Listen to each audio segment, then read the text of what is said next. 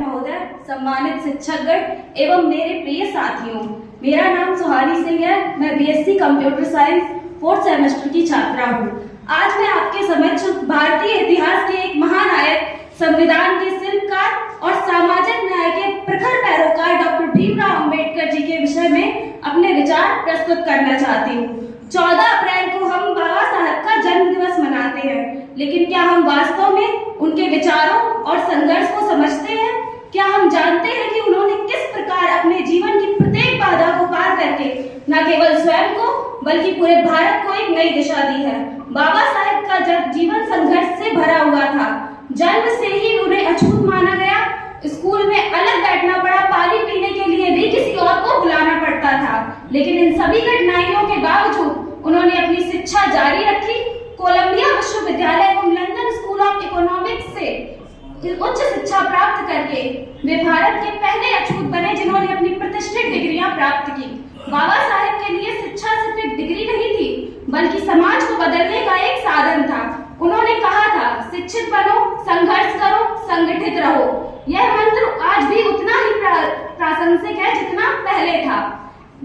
अंबेडकर जी का सबसे बड़ा योगदान भारतीय संविधान का निर्माण था। उन्होंने ऐसा संविधान बनाया जो समानता, स्वतंत्रता, बंधुत्व और न्याय के सिद्धांतों पर आधारित है। वे चाहते थे कि भारत एक ऐसा देश बने जहां जाति, धर्म, लिंग या किसी अन्य आधार पर भेदभाव ना हो। सिर्फ यही नहीं, बाबा साहेब ने महिलाओं के अधिकारों के लिए भी आवाज उठाई। उन्होंने हिंदू कोड बिल के माध्यम से महिलाओं को संपत्ति के अधिकार, विवाह और तलाक में समानता के अधिकार देने का प्रयत्न किया। वे महिला सशक्तिकरण के सच्चे पैरोकार थे।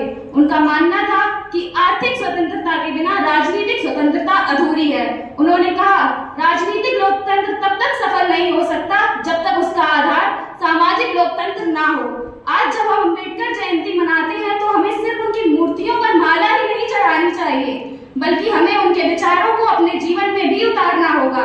हमें समाज के हर वर्ग को न्याय और सफलता देने के लिए कार्य करना पड़ेगा। बाबा साहेब ने हमें सिखाया है कि सच्चा सम्मान वह है जो हम अपने कर्मों से अर्जित करते हैं, न कि वह जो हमें जन्म से प्राप्त होता है। उनका जीवन हम सभी के लिए प्रेरणा है कि कैसे सबके विपरीत परिस्थितियों में भी अपने सपनों को साकार किया जा सकता है।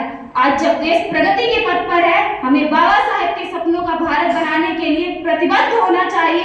एक ऐसा भारत जहां कोई भी अछूत ना हो, जहां शिक्षा सबके लिए सुलभ हो और जहां हर व्यक्ति का सम्मान हो। मैं अपनी बात बाबा साहेब के ही शब्दों से समाप्त करना चाहूंगी। मैं भारत के संविधान के लिए निष्ठावान रहूंगा। यही सच्ची श्रद्धांजलि होगी उस महामानव को जिसने अपना पूरा जीवन भारत और भारतीयों के उत्थान के लिए समर्पित कर दिया। जय भीम, जय भारत।